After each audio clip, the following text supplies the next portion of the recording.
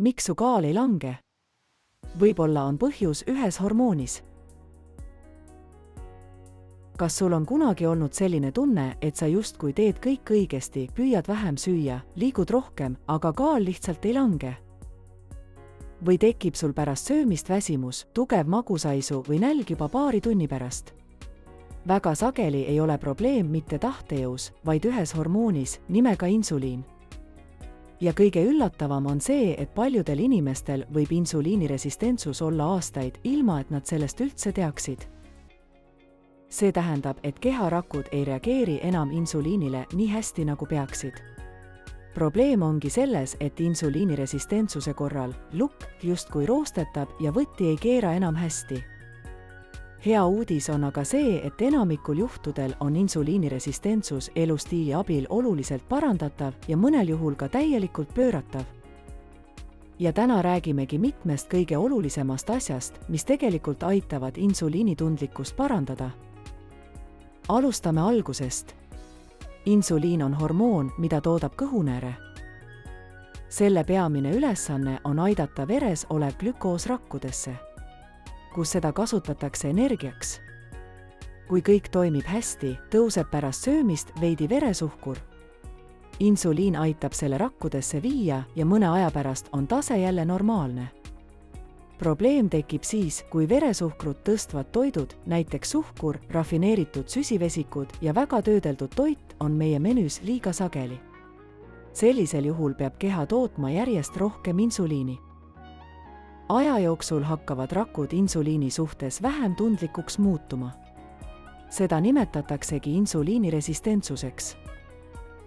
Keha üritab seda kompenseerida, tootes veel rohkem insuliini.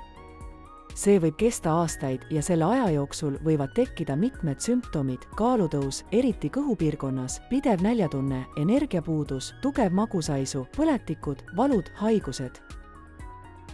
Kõrge insuliinitase on keha jaoks märk, salvesta rasva ja ära seda põleta. See tekitabki surnud ringi, mida rohkem on kõhurasva, seda resistentsemaks muutuvad rakud ja seda raskem on kaalu langetada. Kui see protsess jätkub pikalt, võib lõpuks kujuneda ka teise tüübi diabeet. Aga enne seda on sageli pikk periood, kus olukorda saab veel väga hästi parandada. Aga siin on üks huvitav asi. Paljud inimesed arvavad, et insuliiniresistentsus tekib ainult siis, kui süüa palju suhkrut. Tegelikult mängivad rolli mitmed tegurid korraga. Ja esimene neist on muidugi toitumine. Kui räägime insuliinitundlikkusest, siis kõige olulisem asi on veresuhkru stabiliseerimine. Iga kord, kui sööme palju kiiresti imenduvaid süsivesikuid, eriti rafineeritud süsivesikuid, tõuseb veresuhkur kiiresti. Keha reageerib sellele insuliini vabastamisega.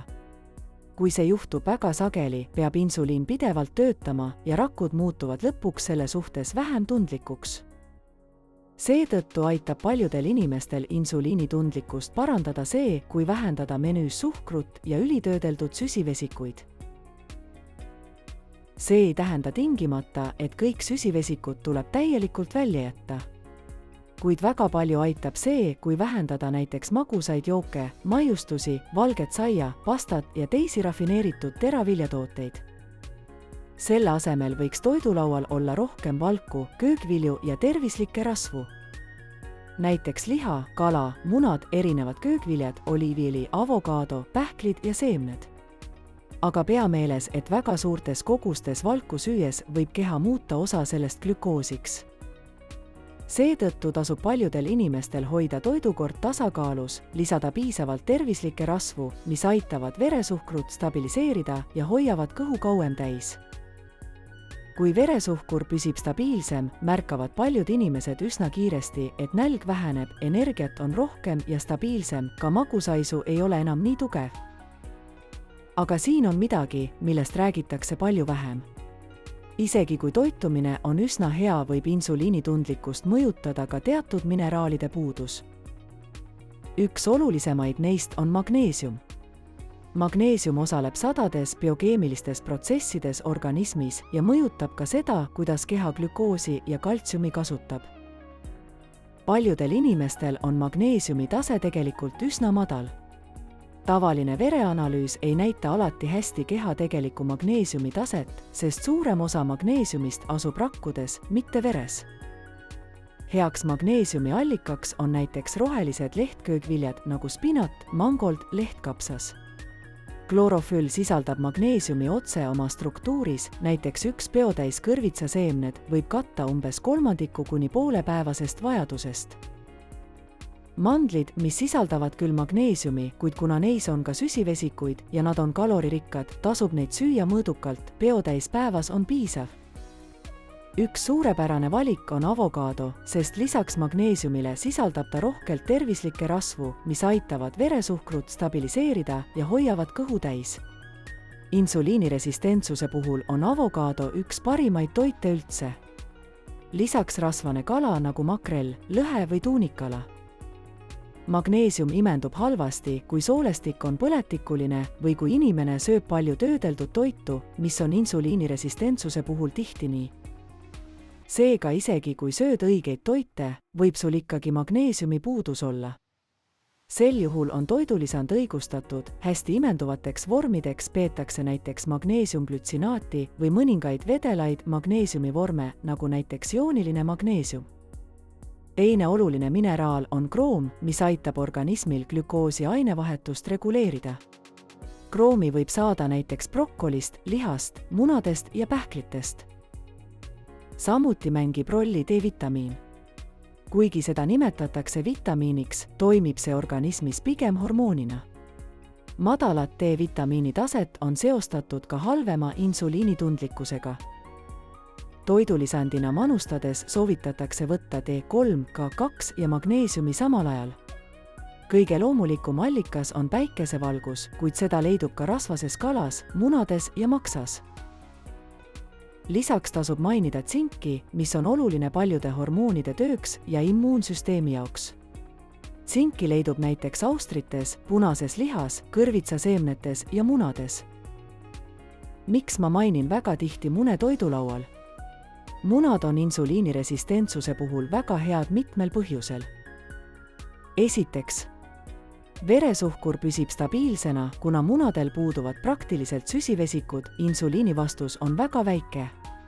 Tekib küllastustunne, valk ja rasv koos hoiavad kõhu kaua täis. Vähem näljahoogusid, vähem kiusatust suhkru järele. Munas leiduv koliin toetab maksatööd. Maks mängib insuliiniresistentsuse puhul väga olulist rolli. Eriti rasvunud maksa korral. Munades on tervislikud küllastumata rasvhapped ja rasvlahustuvad vitamiinid nagu A, D, E, K. Eriti oluline on D-vitamiin, nagu me juba rääkisime.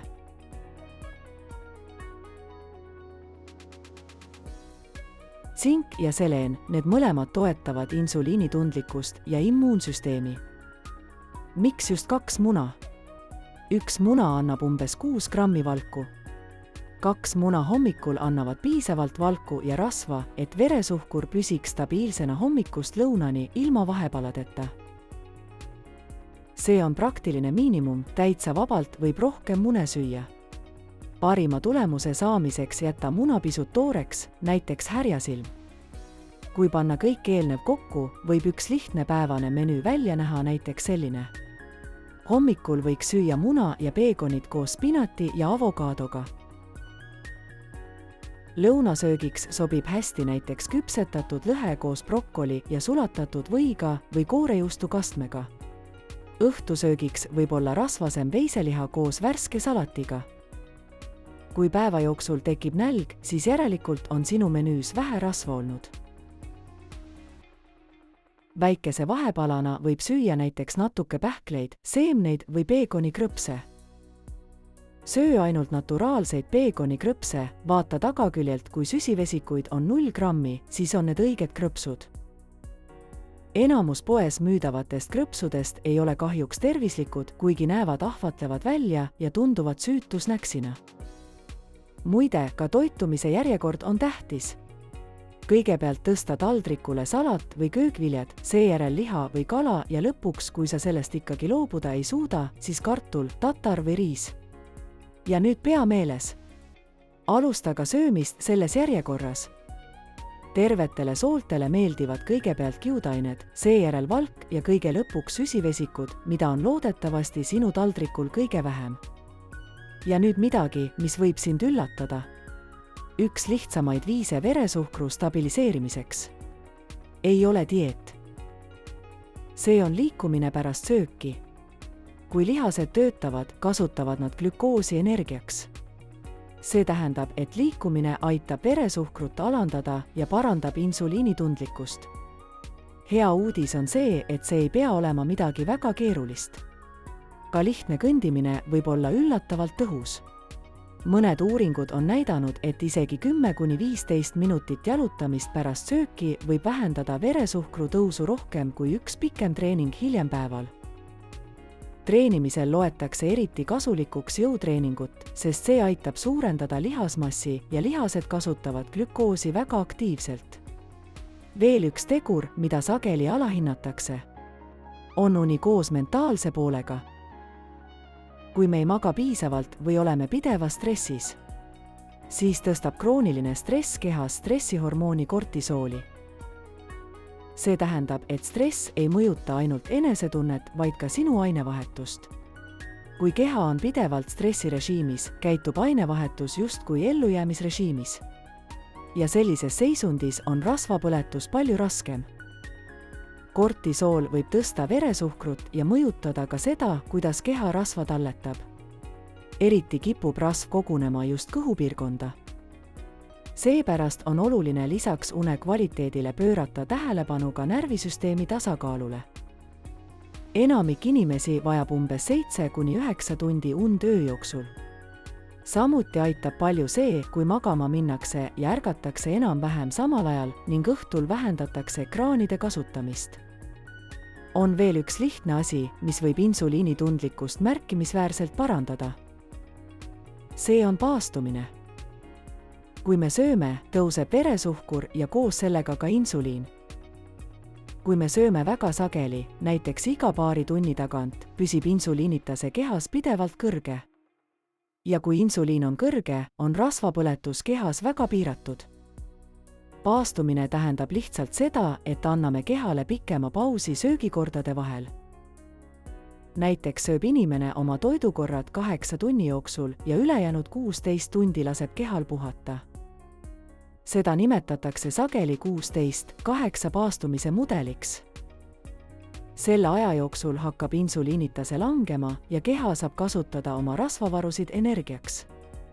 Paljud inimesed märkavad, et paastumine aitab vähendada näljatunnet ja stabiliseerida veresuhkrut. Oluline on aga meeles pidada, et paastumine ei tähenda näljutamist. See tähendab lihtsalt söögikordade koondamist lühema ajavahemiku sisse. 5 märki, et sul võib olla insuliiniresistentsus. Kui tunned neist ära mitu, siis tasub sul sellele teemale rohkem tähelepanu pöörata. Tugev magusaisu, väsimus pärast söömist, rasva kogunemine kõhupiirkonda, väikesed nahanäsad kehal, tumedamad kohad nahal, tundub nagu oleks halvasti pestud. Insuliiniresistentsus ei teki üleöö ja ka selle parandamine võtab aega. Aga hea uudis on see, et elustiili muutus võib aidata väga palju. Kui veresuhkur püsib stabiilsem, keha saab piisavalt toitaineid, liikumist ja und, võib insuliinitundlikkus märkimisväärselt paraneda. Kõige tähtsam on alustada väikestest sammudest. Üks muutus korraga ja järjepidevus. Ära oota täiuslikku hetke. Alusta tänasest. Üks samm korraga. Isegi üks muutus päevas võib aja jooksul anda väga suure tulemuse. Kui see video oli kasulik, siis jaga seda ka sõbraga, kellele see info võiks kasulik olla. Head tervist!